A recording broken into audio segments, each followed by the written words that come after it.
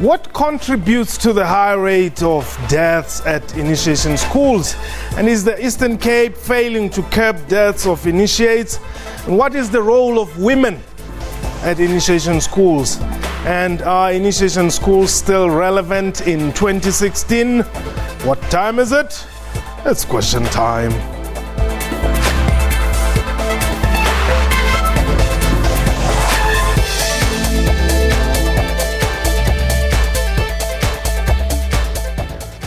Hello and welcome to the show. My name is Mpotse. We're only a day after Christmas, but some families had and still have very little to celebrate. This owing to the number of deaths that have been reported of initiates, mainly in the Eastern Cape.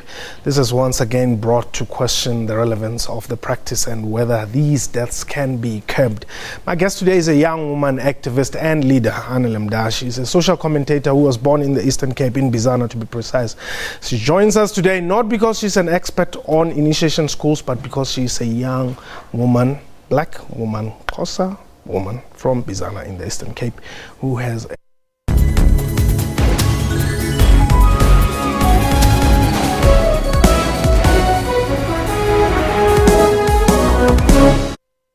When you least expect it, they'll appear magnificent. The lives, the souls, the OMG of the party, in all their glorious, glory.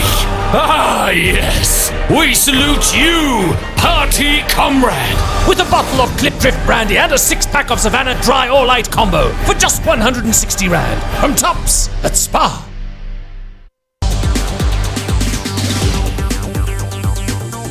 Whether you're looking for a restaurant, public transport or a university, a lot of us use our smartphone apps to find the closest one. On Network, we chat to those who play a role in Africa's tech space. We have taken financial services closer to the people. Yeah, mobile penetration is pretty high.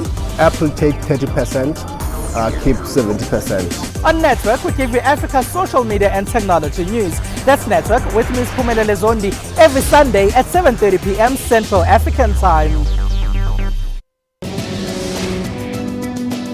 So people with prosthesis can live normal life. Prosthesis actually manufactures the artificial limbs. I can pick up stuff. My friends think it's awesome. I like my life. I can walk normally. There's nothing that I can do. It changed my life from the beginning to where I am now. Dystrophic dysplasia is a type of dwarfism that affected all my major limbs. Join Health Talk every Saturday for all your health news. Proceedings of the Fees Commission has once again been disrupted. We as a university do not feel that fee-free higher education currently is feasible. This is a Mickey Mouse commission. During in the commission, student grievances, we're not a part of the commission in the program. So that is why we tend to disturb the program. If you tell me that I can't leave, then you are keeping me hostage. Some students demanded that UCT lift the suspensions and expulsions of certain students.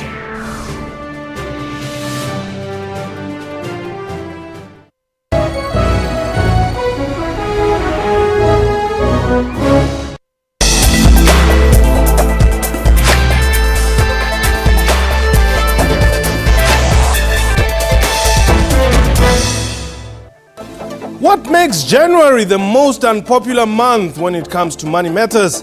And why do most consumers fail to resist the festive period buying spree temptation?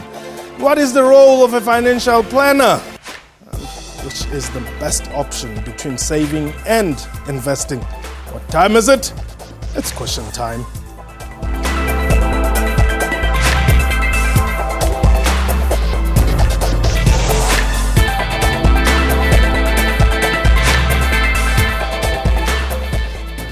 Hello and welcome to the show. My name is Mpotse. Statistics released by the Reserve Bank in 2015 indicated that the country has one of the worst savings rates in the world, and it's getting worse. The tax-free savings account framework introduced by government also in the same year is aimed at encouraging a culture of saving among South Africans. Last year's fees must fall protests are regarded by many as a call on parents to meet the state halfway. by investing for their children's education. For their part, financial advisors reiterate the importance of financial discipline, budgeting, and the need for consumers to live within their means. These are said to be the basic tips towards financial freedom. We are not live, and therefore we won't be taking any calls. However, our Twitter handle at QuestionTime24. My guest today, Owen Nkomo, Inkun's Investment CEO, and Ike Diale is a financial planner. So I'm talking to financial planners, gentlemen who teach us not to spend our monies. Owen, look, man, I always do this every December. We talk about let's not spend unnecessarily, let's not spend unnecessarily, let's not spend unnecessarily. But I don't think people are hearing us. Yeah, it's a difficult one, is it not? I mean, it's you've been working so hard all year, and the year is over. You haven't been given a big fat bonus. You know, the kids are expecting you to buy them something. Yeah. Your neighbor has just bought himself a new car and moved out of the hood. They are living in the burbs now. You know, you must do something to make December, this December phenomenon hold in your family, you know, or else you'll be found wanting. It's unfortunate that, you know, the majority of people in the country actually are unemployed. And so for that reason, the very few that are working are forced to stretch themselves even wider in terms of the little resources they have to make sure that at least families do have a festive season, as it were, in December. But it's always unfortunate because there's repercussions literally 2 weeks after these celebrations. Bragg, let's talk about these repercussions. Yeah, you know, what Owen has been saying is true.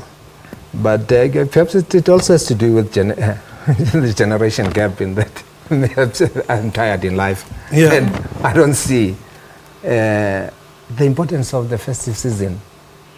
Or perhaps during when I was growing up, you know, the festive season really was a festive season where families would get together and, you know, there would be a festive mood. Yeah. But today I find that that Christmas spirit is gone. Christmas has become like any other weekend or any Sunday. Yeah. And hence I tend to encourage people that, look, it's a normal day, just carry on as you would right throughout the year in order to cut down on expenses. I also encourage people not to travel. Why? Travel, everything is expensive. If you look at accommodation, today people move into hotels. I don't come and visit the village, where I just sit underneath the tree and everything is free. Yeah. But we go into hotels and we spend a lot of money that we don't even have. People do these things on credit cards. People travel on credit cards, and those debts come back to bite you later on in the following year. So what do we do here? I mean, do we deprive ourselves of the festivities and save? I mean, one of the questions we asked was, what do we do? Do we save or invest, or do we spend a bit and just be happy and jolly? No, look, I think everything must be done in moderation. And I think that more importantly, beginning of the year, you must know that December is around the corner. And unfortunately for us, when December comes, people just want to spend. You are traveling. I mean, you can't avoid traveling. You have to see family. Kids want to go to the beach somewhere. Hopefully not in Durban, because you can't breathe on those beaches in Durban. Yeah, well, there's also a spiral there. You know, you want to go to some other places. So I think that the important thing is to prioritize, you know, planning in the beginning of the year. Say in January, I know that December is going to be here just like that. So I'm going to start putting money away. I'll put 3,000 rands, not 3,000, maybe I'll put 500 odd rands a month towards my travels. You decide obviously where you want to go. And I think people must also realize that there are different places to go that are cheaper. And also the earlier you book and reserve your slots, the cheaper the travel is. You could save up to 30% if you start planning in January. So you save your money, say by May, June, you're putting down deposits for the travels, or if you can do it earlier, even the better. And then there's the stockpile side of things. The guys get money in December, got 100,000, but it's all gone by January, and I don't know. No, they buy peanut butter and rice and fish oil. So why not just flour? make a bit, put it in a travel investment account or travel saving account, put some in a school fees account, put some in a debt servicing account, and then the bit that remains, then we can look after ourselves in December. But I think it's a matter of planning. We have never known how to plan, how to do things, and I also think it's a generation issue. Back in the days, people in December, they just got into a bus and they go home. They got into a taxi, we were Makaya. But now things are different, you know. We've moved to the leafy suburbs of Sandton. Umakelwane is going to Tanzania, Zanzibar, everywhere. Your kids must have something to talk about at school, right? Yeah. And so you resultantly find that people are overstretching themselves. But I put this down really to planning things very early in the year. Right? Yeah, Owen keeps on raising a very important issue. It seems our lives are influenced, or our spending plan is influenced by external forces. That the neighbor has bought a new car, that the child next door is wearing a genuine 5-star, saying I'm Kokotelo and things like that. And I always know, you don't allow those external things to influence you. What is important is your family. It's people who know how hard it is. It's people who buy chicken, or they call it chicken powder or chicken whatever. Chicken dust. So yeah, chicken dust, and they would understand if there isn't money for these other things. They will understand what the priorities are. The problem with us is that we don't prioritize. We just react to situations whenever they arise. But if you have a spending plan, you would prioritize what is important to you and what matters most to you, and live accordingly. And we don't, because we don't have a spending plan. And therefore, if money comes in, what is a spending plan? It's your budget. But how do you budget on something that you don't have? People don't have money. What? No, if you have got regular income, it is money. It isn't how much, the amount that you earn, but how you manage the little that you are getting. Okay, hold it there. I want us to take a break. When we return, let's look at, all these different ways of saving. How do you expect my floor manager here, who doesn't earn much, to save? This is question time. We shall return shortly.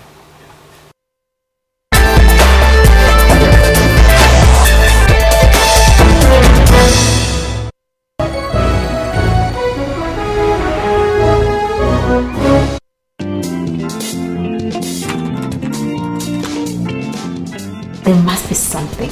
There has to be a place where young entrepreneurs can come, and get advice and interact with people that are knowledgeable. Business for me really, it's a calling. I do believe that it is a calling. Because I even remember, even when I was younger, when I was in grade 4, I sold silkworms. And they were quite popular actually.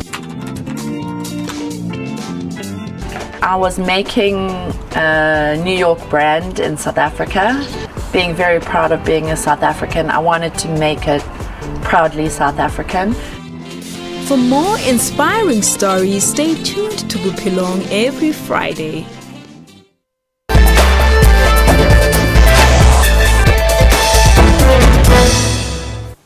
Welcome back. You're still watching Question Time. Today we're talking about our spending patterns. And my guest is Owen Ngomo. He's the Chief Executive Officer of Inkun's Investment. And Ike Diale is financial planner as well. They're both financial planners, actually. Owen, let's look at you saying it is possible to save. It doesn't matter how much one earns. In fact, you were saying there's a budget even though you don't even... You don't earn money. Yes, that one is actually the easiest budget. If you earn 0, spend 0. Still a budget. But if you earn 0 and then you go into a negative budget and you go, then you're putting yourself into trouble. Because from the day you start earning, you are in a minus and you need to start coming up and taking yourself to a 0, and then you start having some profit and then you can spend. So people must, it's a simple principle even that Bright was talking about. Don't overspend, live within your means. If you have 0 cash, Do not borrow money. Just, you know, just have some put in a man's because you can't afford to put in a mass, you know. Just control your urges to spend too much money. And then when it comes to spending, let's just assume that you've got your first job, even with the so-called minimum wage that was thrown around before we went for the break. You know, you can save 250 rands a month. You can put that away. Surely, if you've got some targets, you know, that are financial, you need to commit yourself to putting away as little as 250. Look, it looks tiny, but think about it this way: after 12 months, you've got about 4,000 odd rands that you can share with any with your family, or you can put into a traveling pot. The last thing we want in December is to have leeches, people asking for money from us. So just put as little as you can away so that you can say to your friends, gents, you know, it's been tough for me, but I've got 2,000 rands. Let's go and have fun, you know. And use the same approach with your life, you know, in terms of the goals you have for your life. Children going to school, children going to university, and for you know, for the development of your family and stuff like that. You must start saving. In fact, the reason guys like Warren Buffett and Barbara Ike are so wealthy is because they actually invest first and then they spend now, the little that is left. What do we do, Brad? Do we save or invest? What's the best route then? I remember a few years ago, I think I came onto the program here, and we had someone else who was saying, look, you know, pay off your debts, and then whatever is left you can save. I always say, you save first, then you can attend to your debts. Because, you know, if you don't do that, if the next emergency that comes up, we are much on is. Hence, it's critical that whatever you do, the little money that you get, budget for saving, set money aside. Then you can deal with these other issues. It's critical. Unless you do that, believe me, you'll always find yourself in this hole of debt. Because there are some things that you can actually fund out of your own savings. And after I got your call inviting me here, you know, a certain thought crossed my mind, and I said, you know what, our greatest strength, Africans, it's our society's body kitchen party and what have you. People have society study coupons, grocery coupons, they have got the society as a say ban. Why can't we have a society at the school fees? Because it seems we tend to have more discipline in a group than as individuals. That is, as an individual, one can sign you an endowment. You pay it for 2 months and you drop it, there's no pressure. But within a group, we tend to have a little bit of discipline. I don't know if it has been your experience. Because they say they find them, you know, people love belonging. Yes, but if you have got that problem with financial discipline, why not belong to these groupings? Why can't these groupings develop from funeral plan from burial society to other things as well? You agree? Yes, no, I do. You know, our experience has been that guys in the groups that come to invest, especially if we tell them the difference between saving and investing and your possible returns over the long term, the guys do generally sit back and say, okay, we'll have a pot for saving, one that we can tap into when there's an emergency, and then we'll have one for investing, where we will invest for more than a year and hopefully get returns that are better than what we would get in a savings account. It's very important that this year people must understand that difference. Taking money and saying, I've got excess money, I'm putting it in a bank account, you know, when you're not going to use it in under 1 year, is not a wise idea. Let's put it in a long-term investment. Let's get into the stock market. Let's get into the unit trusts. Let's invest outside the country. And I want to share with the viewers that, you know, it's not the very rich people that can afford to invest in the stock market. You can invest as well from small portions. Some guys are even designing things where you can invest 50 rands and you can own a portion of a share. You know, like I said earlier, 250, 500 a month, you can invest that. And there are investments that won't penalize you, for example, if you stop investing. Let us think about that. But more importantly, as we go to invest, let us think as well about the cost of investing. Let us think about how long we want to invest. But more importantly, what is my objective when I invest? People tend to ignore that. If you don't have an objective, you know, you could say, okay, I'm putting 500 rands a month. And then we say, Jen, Sundowns is qualified, we have to go to Japan. You you take that money and then you buy tickets to go to Japan, then you're back to square one, you know? Instead of saying, these are eventualities, this is for fun, this is my entertainment, this is for my children, this is for my grandchildren. You need to prioritize all of those things. You know, in an ideal world, I know that not everyone can have that luxury. But how can you make saving fun? You know, is it possible that people can participate in all the schemes in a funny, you know, enjoyable manner without really thinking, oh man, I'm parting away with $1,000 every month or 500 rands or so? You see, if you do a purpose-driven savings, then it becomes fun. Hence, I'm saying even within groups, friends, for example, people at church or society, it becomes fun.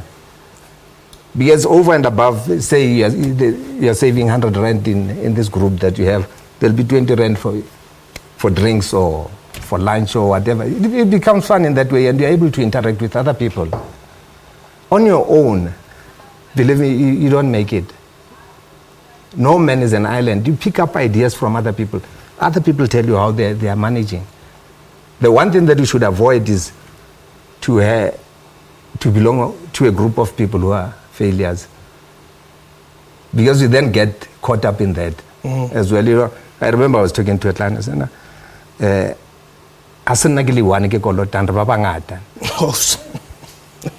so you're not the only one. Yes, so you've got these friends who are in debt. Oh yeah. And they're not prepared. They've accepted that scholar it's a way of life. Yes. So nothing is going to come out of that group that's going to improve your financial situation. And then people then fall victims of this get rich quick schemes. It's exactly that. And people love those. I mean, I don't even know what to say. But people love Mugodisano or something where, you know, I'm told, you know, I bring 5 people, then I get so much, or you put in 100 rands, you get 5,000 rands, you know? I was in the Val over the weekend, and I was sitting with these relatives of mine who were teachers at some point, and they cashed in their pension funds and went and invested in some pyramid scheme, and you know, they've aged prematurely because of that stress. I mean, if you're going to lose $500,000 in a pyramid scheme, because people go in deep, you know, people really lose serious money. Yeah, because they want to make it rich. And we get calls at all kinds of hours. I got a call after 11 last night, somebody saying, but you can help me with this one. My money is gone. They say my money is gone. I can't help you. Let's take a quick break. When we return, I want us to just look at why do we need you guys in our lives, you know? Do you help us in any way? Do we need financial planners? This is question time.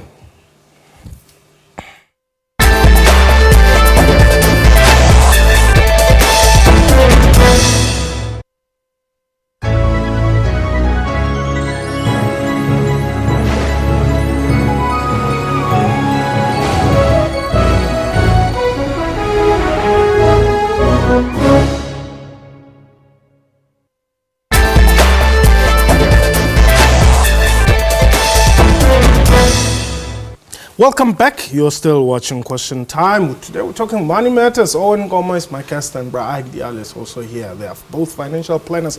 Do we need you, Owen, in our lives? Do we need doctors in our lives?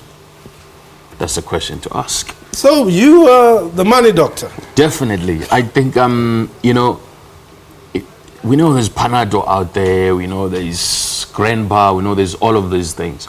But there are some ailments that you look at and you say, I'm not sure how I should handle this, you know.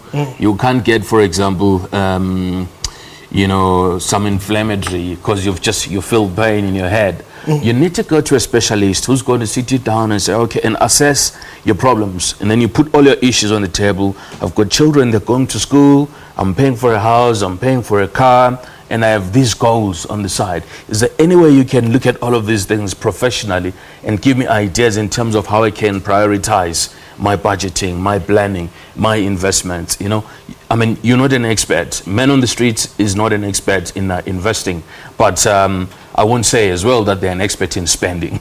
You know, so you really need someone to hold your hand and say, okay, ideally, this is where these things start. And I think for us as black people, the majority of the country, we need to start having honest conversations with our children and making sure that at an early age they understand that income versus expenditure, the result of that is our net worth in future.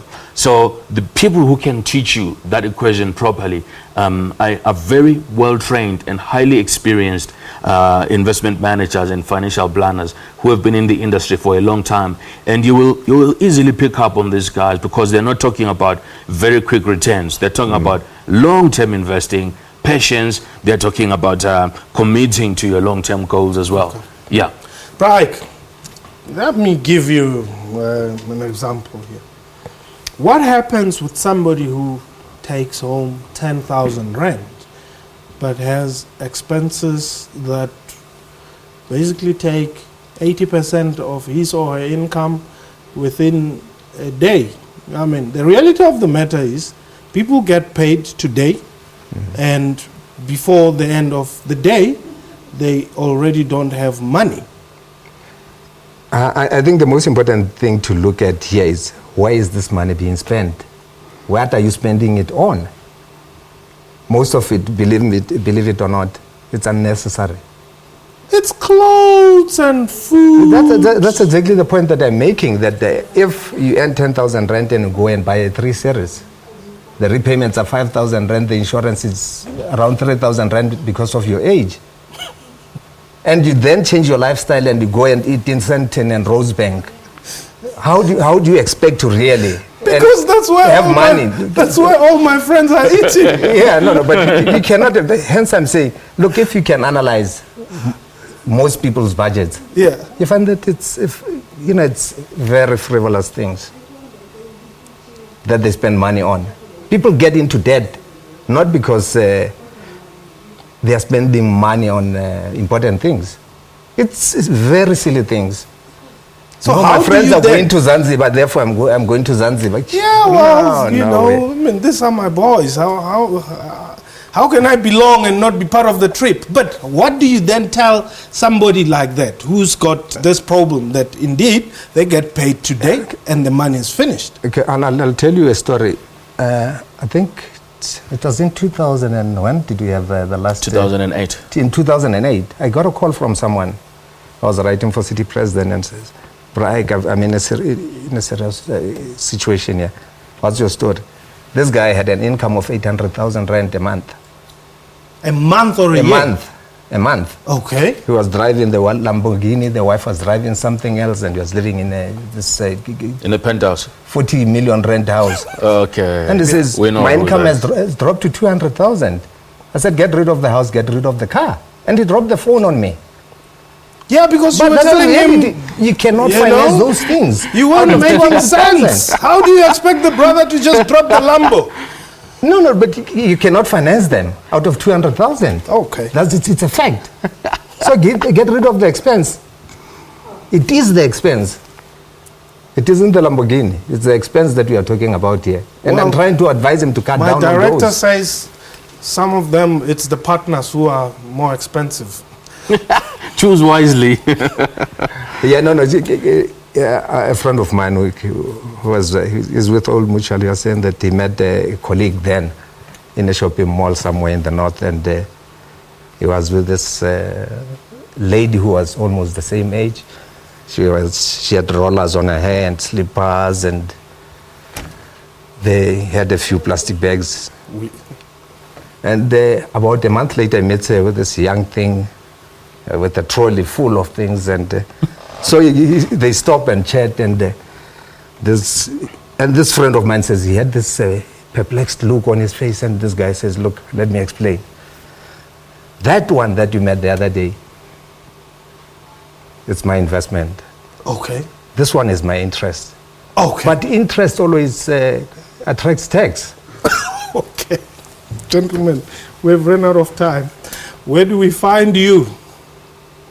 Okay, for those that want to get in touch with us, we are in Sandton, Fredman Towers, 13th floor, or they can call us on 087 160 0018. Okay, or on our website. you're not the receptionist. You don't.